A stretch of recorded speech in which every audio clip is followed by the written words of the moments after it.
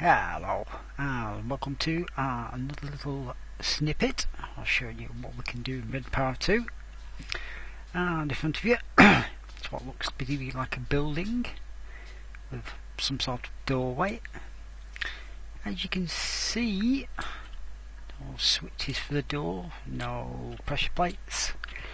In fact, the only way in is what I've actually got in my hand. Yes, it's a wireless remote. So, let's open the door.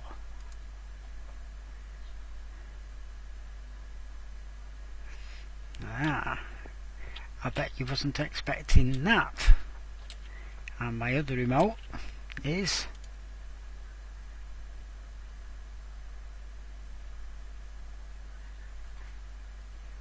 not fully working by the looks of it. I wonder why. Why have you decided to stop working? Let's give it another bash. It's not 100% working properly, this, but it'll give you some idea of what's actually going on. Basically, these are wireless redstone remotes, which I shall show you where they connect, which is here. That's a wireless redstone remote, and I've just renumbered that one because I've used my remote. If you right click on them, you can set a frequency or give it a name. Giving them names is a lot easier, because when you come to use your remote by holding down shift and right clicking it, you'll see the names of the devices there, and you can just double click them to set them to whichever remote you've got. Now, the doorway, you can see all the workings behind it. We'll have a look at that in a minute. Basically, what the door is, it's a framework, and I shall show you what that is. It's all made up of these. Now, anything that's made up of frames that are together will move together when operated by what they call a frame motor, which is just up here. Now, a frame motor is powered by electricity and it needs a signal pulse from redstone or redstone alloy. Now, I've just destroyed that block there, which that stuff needs to sit on, because that was getting its signal from there.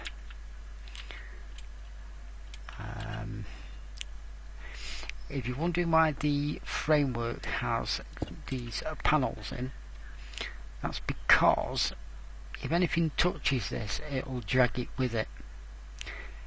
Basically, they work like a slippery surface, so they'll slide past everything else. And you just put these on like that. There is another way of putting something in these gaps. You can put the next size up, like version of this, but this is called a cover. You can put a panel in. What a panel allows you to do is put the redstone wire on, which you can do when it's still, but as soon as it moves, it should pop off. Right, what have I done to this? I killed it again.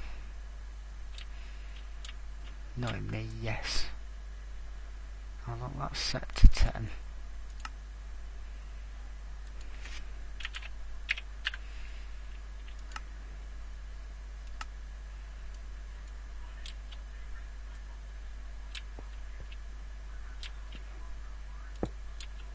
Right, it's sending its... that's what that redstone wire did. Pretty well much killed it. And for some reason...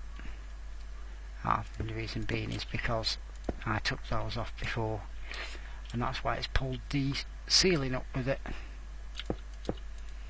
If I put it back on now and click to close,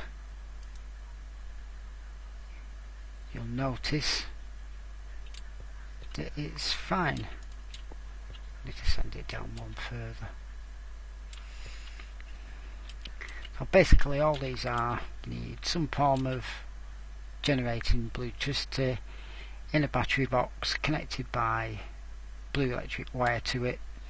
The two little lights on the side, the blue ones, will light up when it's powered, so you can actually tell it's powered. The face of it will show you which way the actual motor will move a frame. And I can't put that back in now because I've still got those around it. I shall have to do that.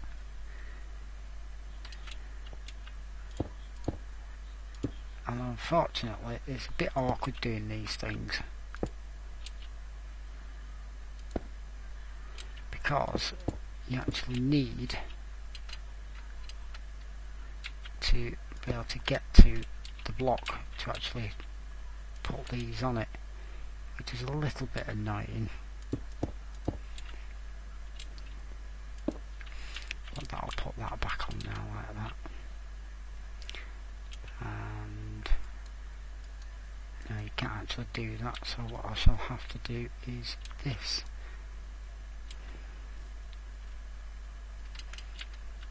Send it up and then put it on. Now the other thing that you will need when you're messing about with these is either a screwdriver or a sonic screwdriver. Basically all a sonic screwdriver does is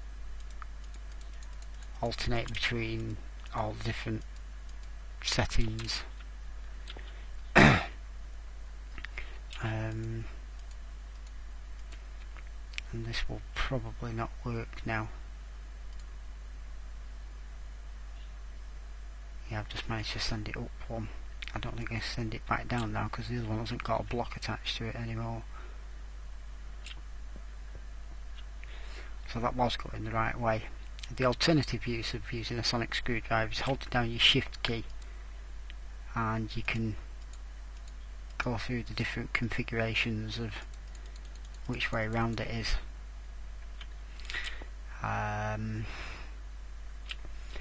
That's basically it for frame motors.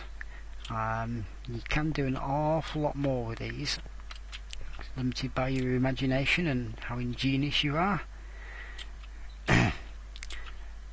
Now the control system for this is a really simple way of doing this that I found in a video. Basically your signal comes in either from your button or your wireless, goes down this outer side.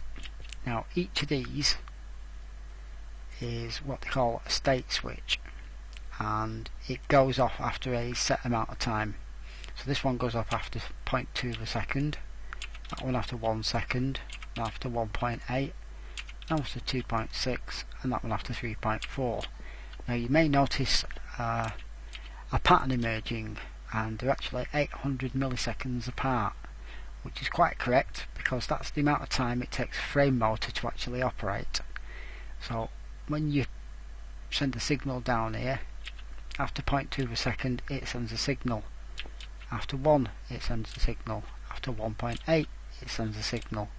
So that's why you get a smooth motion of the door going up or down, or almost. It's not 100% perfect, but that's how they work.